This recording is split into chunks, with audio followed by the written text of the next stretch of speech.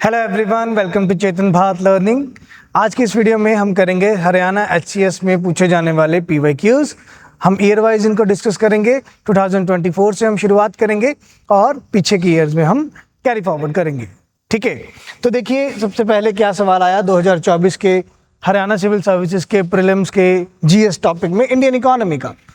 First of all consider the following statement regarding periodic labour force survey. Periodic labour force survey का सवाल आया। Periodic labour force survey बहुत बार रहता है current affairs में, तो आप इसको करंट अफेयर्स का नाम दे सकते हो कि करंट अफेयर के पॉइंट ऑफ व्यू से ये सवाल आया है। टॉपिक कवर कर रहा है ये अनएम्प्लॉयमेंट का,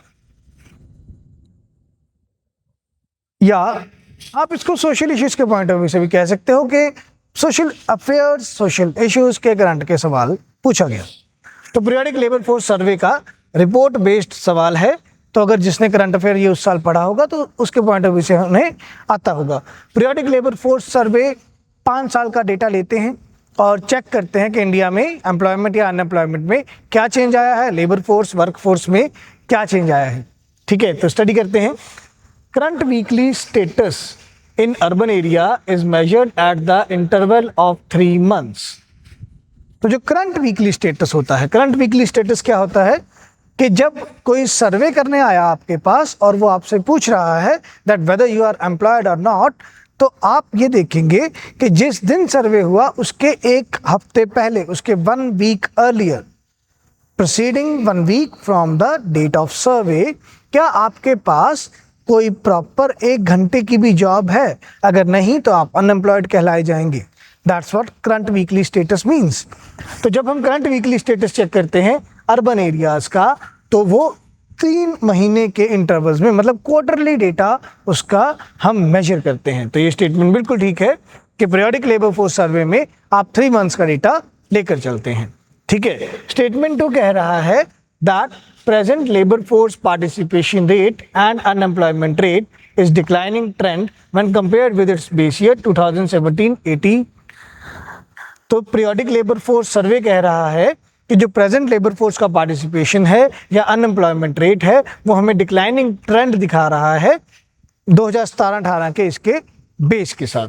लेबर फोर्स का पार्टिसिपेशन रेट और अनएम्प्लॉयमेंट रेट, अब ये क्वेश्चन अपने आप में हमें लगता है कि यार नहीं, लेबर फोर्स पार्टिसिपेशन रेट तो बढ़ रहा है, ठीक है, और जो अनएम्प्लॉयमेंट रेट है वो घट रहा है, तो ये स्टेटमेंट गलत होगा। बट नहीं, उन्होंने कहा है आप इसके बेस ईयर से अगर आप कंपेयर करेंगे 2017-18 से, तो उसके पॉइंट ऑफ व्यू से बताएं।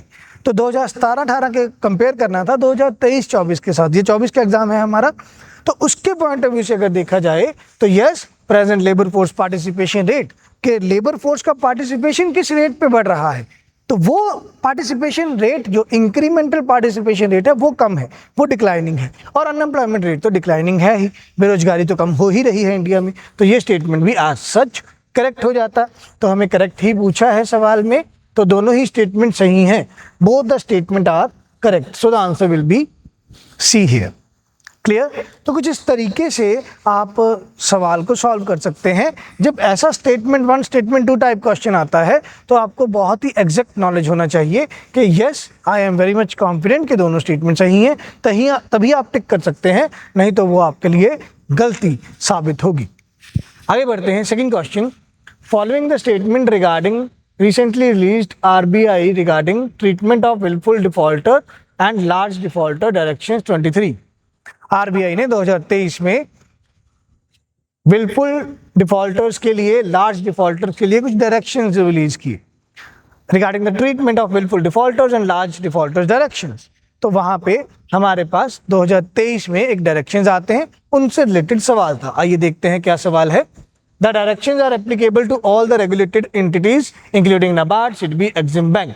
ये बिल्कुल ठीक है जी, चाहे कहीं से भी लोन लिया हो आपने, चाहे रेगुलेटरी बॉडी से भी लोन लिया हो, ठीक है, तो जो विलफुल डिफॉल्ट करेगा या जो कोई लार्ज डिफॉल्टर होगा, लार्ज डिफॉल्टर के लिए एक स्पेसिफिक सम बताया गया है कि इस अमाउंट के बाद उसे लार्ज डिफॉल्टर की कैटेगरी में रखा जाएगा। विलफुल डिफॉल्टर जिसके पास एसेट्स होते हुए भी वो लोन रीपे नहीं कर रहा, तो वहाँ पे नाबार्ड, सिडबी, एक्सिम बैंक, जो भी हमारे रेगुलेटरी एंटिटीज़ हैं, RE बोलते हैं इनको शॉर्ट फॉर्म में, रेगुलेटरी एंटिटीज।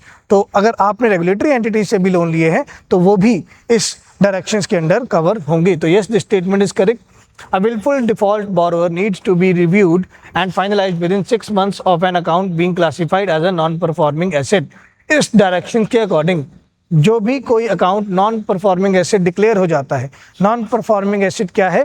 अगर किसी पर्सन ने लोन लिया और लोन की जो इंस्टॉलमेंट ड्यू हुआ, उस इंस्टॉलमेंट को ड्यू हुए 90 डेज हो गए हैं।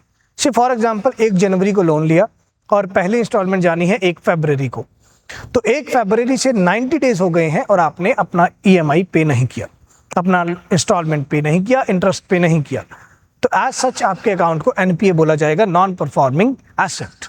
ठीक है, तो नॉन परफॉर्मिंग एसेट्स जब डिक्लेयर हो गए हैं उसके 6 महीने के अंदर अंदर आपको इस विलफुल डिफॉल्टर का निपटारा करवाना है। ये डायरेक्शंस बोल रहे हैं, ये बिल्कुल करेक्ट है स्टेटमेंट।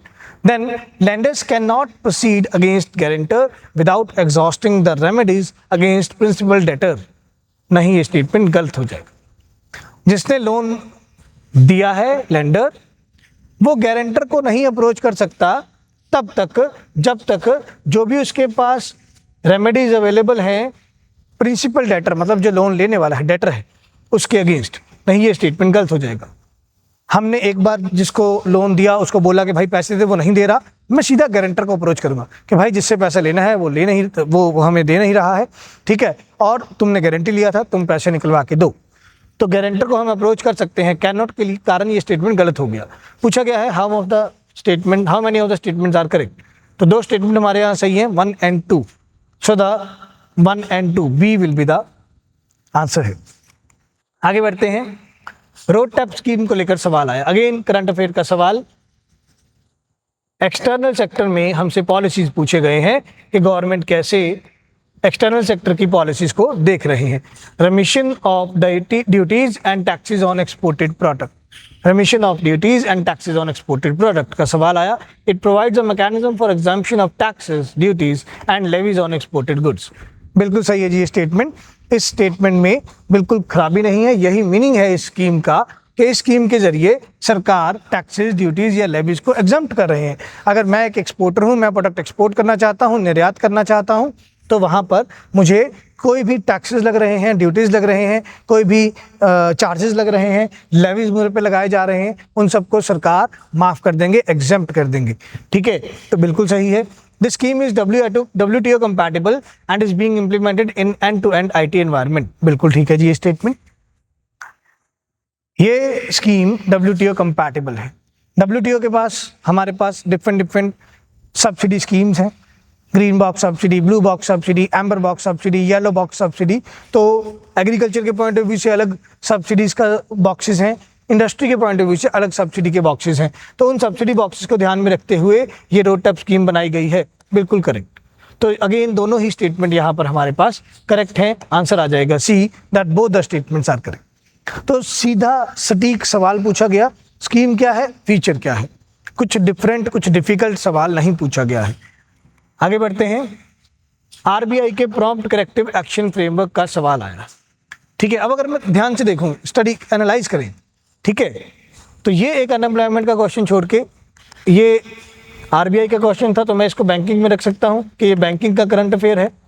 ठीक है, फिर एक्सटर्नल सेक्टर का करंट अफेयर, फिर अगेन बैंकिंग का current affair, prompt corrective action framework को लेके ये RBI के फंक्शनिंग को लेकर सवाल पूछा गया।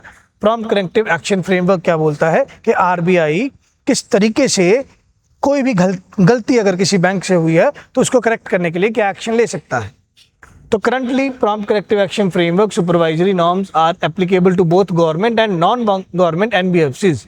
NBFCs means non banking finance companies. तो ये स्टेटमेंट गलत है।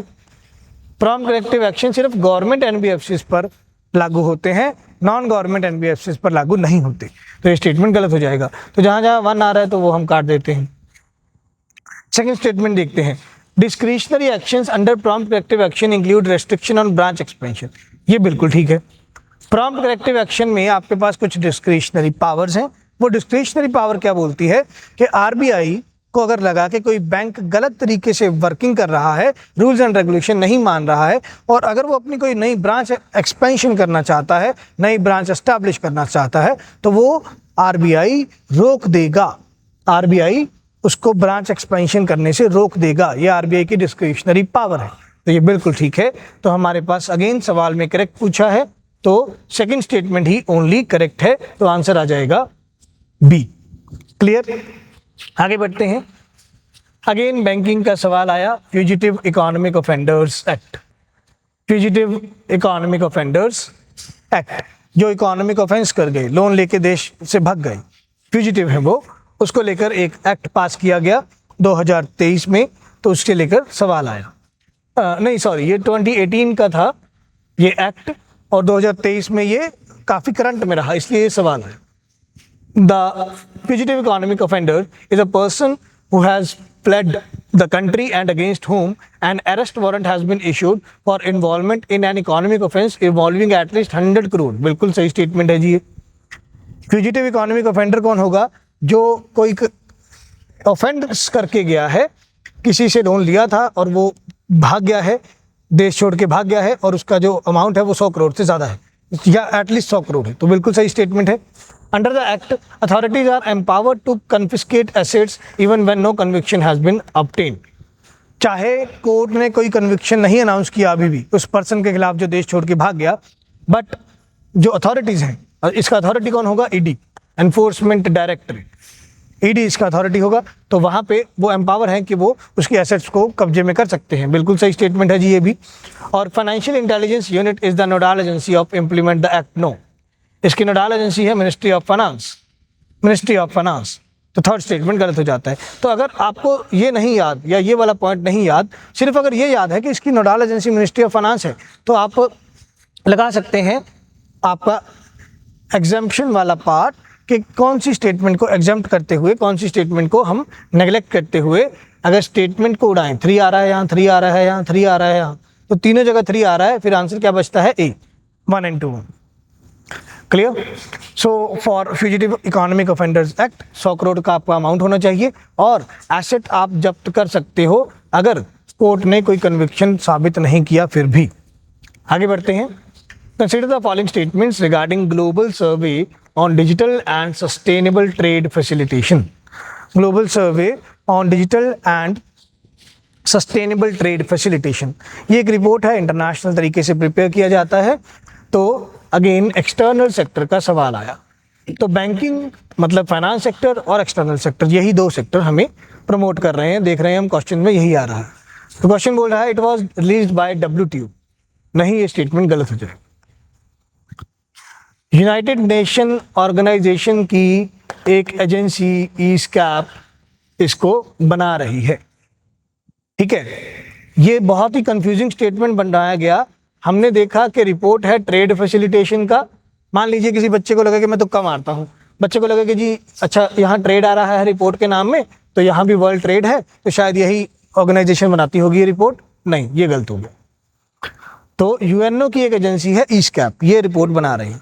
तो जहाँ जहाँ फर्स्ट स्टेटमेंट आ रही है वो काट दो, 1-1। ठीक है, आगे बढ़ते हैं। The overall score of India has been greater than many developed countries. India का स्कोर बहुत सारी डेवलप्ड कंट्री से ज़्यादा है।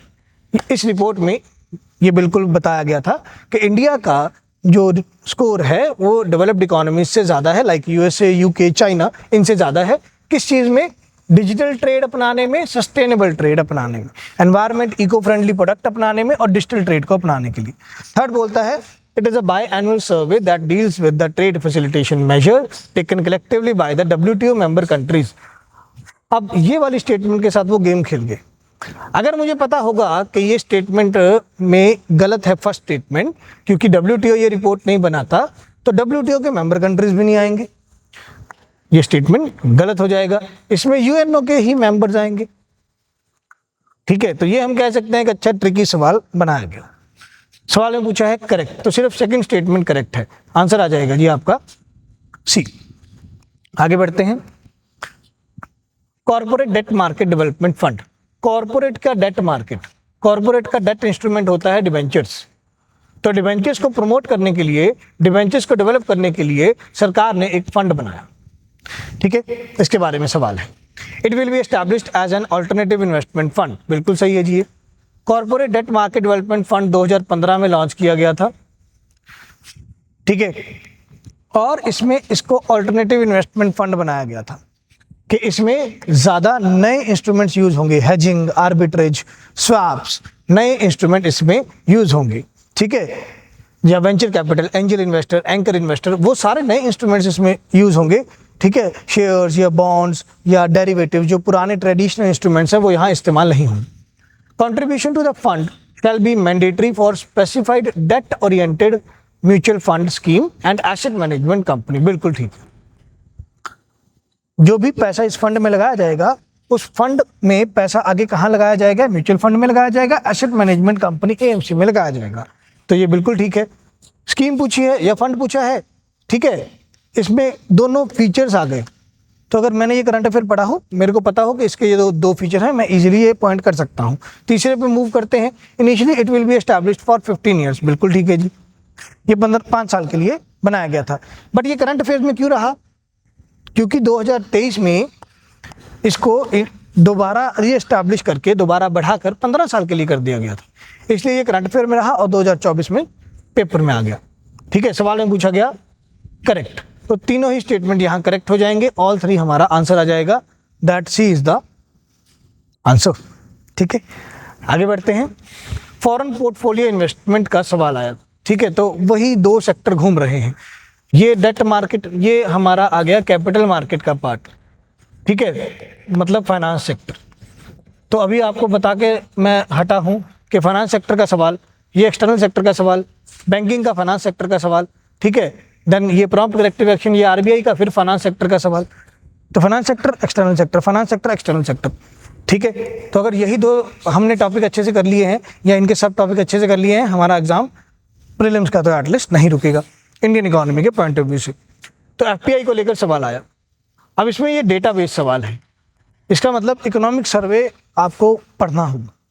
It has fluctuated dramatically in the past decade. पिछले 10 साल में एफपीआई में बहुत ज़्यादा फ्लक्चुएशंस आए हैं। बिल्कुल ठीक है जी, कोई ना कोई इंटरनेशनल जियोपॉलिटिकल इवेंट हुआ होगा जिसके कारण एफपीआई बढ़ती है, कम होती है, बढ़ती है, कम होती है। वो पिछले 10 साल में हुई ही होगी। इन 2022-23 नेट एफपीआई मतलब इंडिया में कितना फॉरेन पोर्टफोलियो इन्वेस्टमेंट का पैसा आया, वापस कितना निकलवा के ले गए, और इंडिया वालों ने फॉरेन में कितना इन्वेस्टमेंट भेजा, उसका net FPI in India was less than 1% of GDP. ये बिल्कुल ठीक है। 2024 का इकोनॉमिक सर्वे प्रॉपरली ये बता रहा था कि ये हुआ था। तो इकोनॉमिक सर्वे में से स्टेटमेंट आ रही है। And foreign exchange management act 1999 deal करता है लेजिस्लेशन से एफपीआई की। बिल्कुल ये सही बात है। फैमा 1999 में आया था, इससे पहले फैरा था 1973 में आया था, तो अब फैमा 1999 इससे डील करता है। ये भी स्टेटमेंट सही है। तो तीनों स्टेटमेंट ही सही है, सवाल में पूछा है करेक्ट, तो सी हमारे पास अगेन आंसर आ जाएगा, ठीक है। आगे बढ़ते हैं। Consider the following statement in reference to fertiliser sector. अब ये एक एग्रीकल्चर सेक्टर का सवाल आ रहा है, ठीक है, ये एक एग्रीकल्चर सेक्टर का सवाल आ गया है। देखते हैं करंट का सवाल है या स्टैटिक का सवाल है। सल्फर कोटेड यूरिया, ठीक है जी, यूरिया की बात हो रही है तो करंट अफेयर का सवाल है, क्योंकि ये नीम कोटेड यूरिया जो है वो 2023 में भारतीय सरकार ने लॉन्च किया था। तो sulphur coated urea, also commonly named as neem coated urea, will help in addressing the sulphur deficiency. गलत बात हो गई जी, ये तो जिसका नाम सल्फर कोटेड यूरिया है इसको नीम कोटेड यूरिया क्यों बोलेंगे? स्टेटमेंट तो गलत हो गया।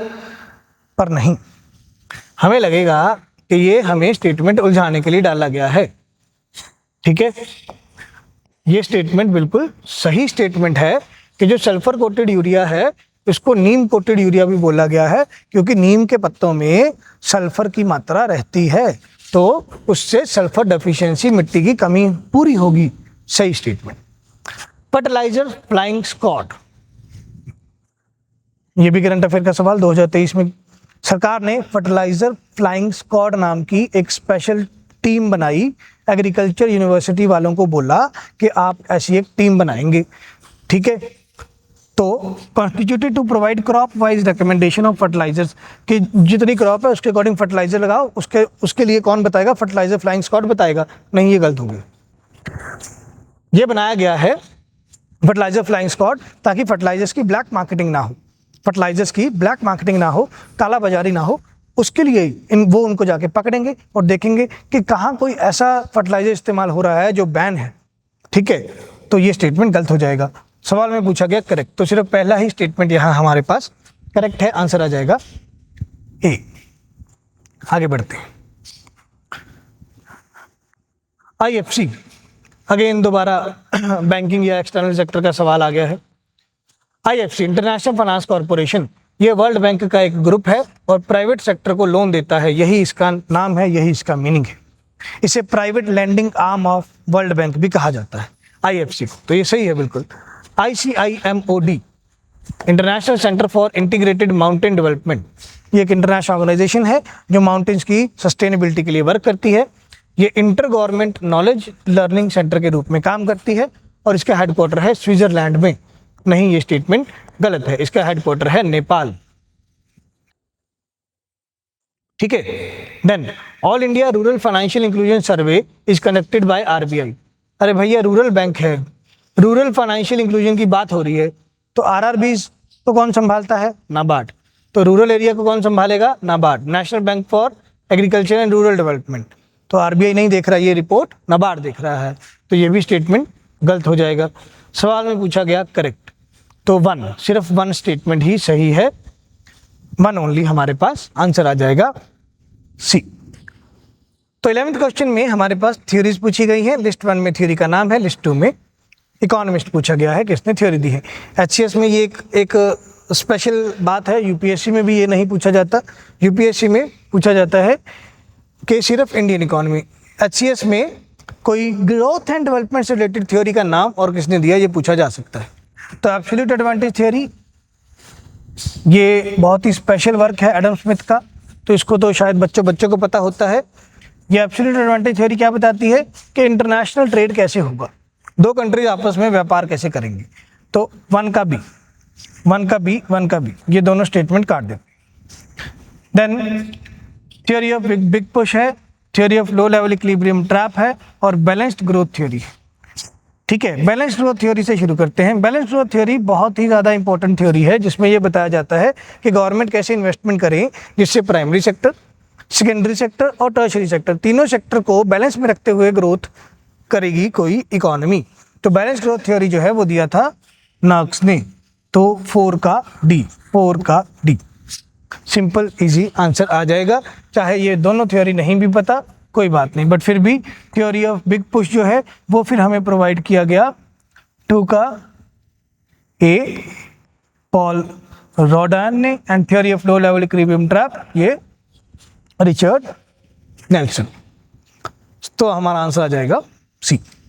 आगे बढ़ते हैं, गिनी कोएफिशिएंट का सवाल आ गया। अब ये हमारा पॉवर्टी से रिलेटेड सवाल है। पॉवर्टी को मेजर करने के लिए हमारे पास एक गिनी कोएफिशिएंट है, एक स्टैटिस्टिकल टूल है, एक न्यूमेरिकल वैल्यू है, जिससे हम देखते हैं कि इनइक्वालिटी कितना है देश में। तो गिनी कोएफिशिएंट या Gini index is a graphical representation of the distribution of income और वेल्थ। अब ये बात तो ठीक लिखी है, इतनी representation of the distribution of income और वेल्थ के कैसे देश में इनकम या वेल्थ डिस्ट्रीब्यूटेड है, ये बात ठीक लिखी है। Gini index is a graphical representation, ये गलत है। ये एक न्यूमेरिकल वैल्यू है, ये एक न्यूमेरिकल वैल्यू है, ग्राफ नहीं बनाता। जो ग्राफ बनता है वो लॉरेंस कर्व है, तो स्टेटमेंट गलत होगी। जहां जहां 1 आ रहा है वो काट देंगे, 1 आ रहा है 1 आ रहा है काट दें। स्टेटमेंट में पूछा correct. Higher the Gini index the greater the degree of income equality. नहीं जी, ये स्टेटमेंट गलत होगा। जितना गिनी इंडेक्स हाई होगा इसका मतलब उतनी इनइक्वालिटी होगी, तो ये स्टेटमेंट गलत हो गया। ठीक, the value of Gini index has increased among the regular workers. जो रेगुलर वर्कर्स हैं, मतलब जो एक फिक्स इनकम मिलने वाली जॉब कर रहे हैं, जो रेगुलर वर्कर हैं, उनका गिनी इंडेक्स बड़ा है। Okay, while it is decreased among the casual workers. जो कैजुअल वर्कर हैं, जो फ्रीलांसिंग टाइप काम करते हैं या सीजनल वर्क करते हैं, उनका गिनी इंडेक्स कम हुआ है। ठीक है, as per the India veg report. अब तो ये करंट अफेयर का सवाल है, 2023 में कोई इंडिया वेज रिपोर्ट आई, इंडिया में क्या वेजेस दिए जा रहे हैं उसका कोई रिपोर्ट आया, उसके बेसिस पर उन्होंने बताया है कि रेगुलर वेज वर्कर्स जो हैं उनका गिनी इंडेक्स बड़ा है, मतलब उनमें इनइक्वालिटी बड़ी है। तो रेगुलर वर्कर्स में ये है, जो डी या सी ग्रेड की जॉब्स हैं, गवर्नमेंट जॉब्स की भी हम बात करें, उनकी सैलरी इतनी जल्दी नहीं बढ़ रही जितनी ए और बी ग्रेड के एम्प्लॉयज़ की बढ़ रही है, तो उनकी इनकम में डिफरेंस बहुत ज़्यादा बढ़ रहा है, तो उनकी इनइक्वालिटी बढ़ रही है, गिनी इंडेक्स उनका बढ़ा है। ये स्टेटमेंट बिल्कुल ठीक है। तो हमारे पास आंसर आ जाएगा 3 only, C is the answer. पर क्वेश्चन नंबर 13, प्रधानमंत्री जनधन योजना का सवाल है। सर 2024 में ये सवाल आया है, स्कीम आई थी 2014 में, क्योंकि सिविल सर्विसेज वालों को एनिवर्सरी मनाने का काफ़ी शौक लग रहा है। तो 10 साल हुए थे सर स्कीम आए हुए, 10th एनिवर्सरी अपनाया है, सवाल आ गया है। तो आपको ये भी ध्यान रखना है, अगर मान लीजिए आप अब 2026 के हरियाणा सिविल सर्विसेज के लिए प्रिपेयर कर रहे हैं, तो जो स्कीम 2016 में आई थी, लाइक डिजिटल इंडिया मिशन, ठीक है, या फिर आपके पास सागरमाला, भारतमाला, पर्वतमाला, ये स्कीम आए थे, ठीक है, या आपके पास मेक इन इंडिया को री लॉन्च किया गया था, 2014 में आया था, 2016 में रिवैम्प किया गया था। तो ऐसे आपको याद रखना होगा कि किस तरीके से स्कीम्स के 10 साल हुए हैं, 5 साल हुए हैं, तो सवाल आ सकता है। तो it provide access to financial and social services at an affordable cost, बिल्कुल ठीक है। आपको फाइनेंशियल सर्विसेज मिलती हैं, सोशल सर्विसेज मिलती हैं अफोर्डेबल कॉस्ट पे, क्योंकि इनके जो बैंक चार्जेस रहते हैं, इन अकाउंट्स के जो प्रधानमंत्री जनधन योजना के ओपन हुए हैं, उनमें बैंक चार्जेस भी कम रहते हैं, प्लस आपको कोई भी बैलेंस नहीं रखना होता अकाउंट खोलते टाइम, तो अफोर्डेबल कॉस्ट पे आपको फाइनेंशियल या सोशल सर्विसेज मिलेंगे। Use of technology to lower cost and wider reach, technology का इस्तेमाल करना है कॉस्ट को लोअर करते हुए वाइडर रीच के लिए, ठीक है। अब इसमें आप आरटीजीएस की फैसिलिटी नहीं ले सकते, नेफ्ट की फैसिलिटी नहीं ले सकते, तो टेक्नोलॉजी का इस्तेमाल हम कर नहीं सकते हैं, तो उससे कॉस्ट कम होगी या वाइडर रीच मिलेगा। ये स्टेटमेंट थोड़ी सी गड़बड़ वाली लग रही है, तो हम इसको काट देते हैं। Opening of basic saving bank deposit account in camp mode with minimum balance of 500 rupees and no charges, ये भी स्टेटमेंट गलत हो गया। कैंप मोड होता है जॉइंट अकाउंट, पर चाहे आप इंडिविजुअल का अकाउंट खुलाओ चाहे जॉइंट अकाउंट खुलाओ, मतलब से एक हस्बैंड एक वाइफ जॉइंट अकाउंट खुलाएं, मिनिमम बैलेंस फिर भी नहीं रहेगा, ये स्टेटमेंट गलत हो जाएगा। Fourth statement, issuance of indigenous debit card, आप इंडिजीनियस डेबिट कार्ड इशू कर सकते हो। इंडिजीनियस मतलब इंडिया के अपने, तो इंडिया ने एक पेमेंट कंपनी लॉन्च किया रुपे के नाम से, तो रुपे के डेबिट कार्ड मिलते हैं प्रधानमंत्री जनधन योजना में। तो यहाँ पे फर्स्ट और फोर्थ स्टेटमेंट जो है वो करेक्ट हो जाएगा, आंसर आ जाएगा हमारे पास बी, ठीक है। तो आई गेस ये लास्ट क्वेश्चन था हरियाणा सिविल सर्विसेज के 2024 में प्रीलिम्स में पूछे हुए आने वाले इंडियन इकोनॉमी के सवाल। सो यस, तो आई गेस आपको अच्छा लगा होगा कि हमने कैसे 2024 के एचसीएस के सवाल किए प्रीलिम्स के, ऐसे ही हम 2023 के, फिर 21 के, फिर 18 के, पिछले 10 या 12 साल के हम क्वेश्चन पेपर कवर करेंगे PYQs हरियाणा सिविल सर्विसेज के, जिसमें 7 बार एग्जाम हुआ था। पिछले आई गेस 15 साल में 7 बार एग्जाम हुआ था, तो हम ये 7 क्वेश्चन पेपर डिस्कस करेंगे। मिलते हैं नेक्स्ट वीडियो में। Thank you, take care, bye bye.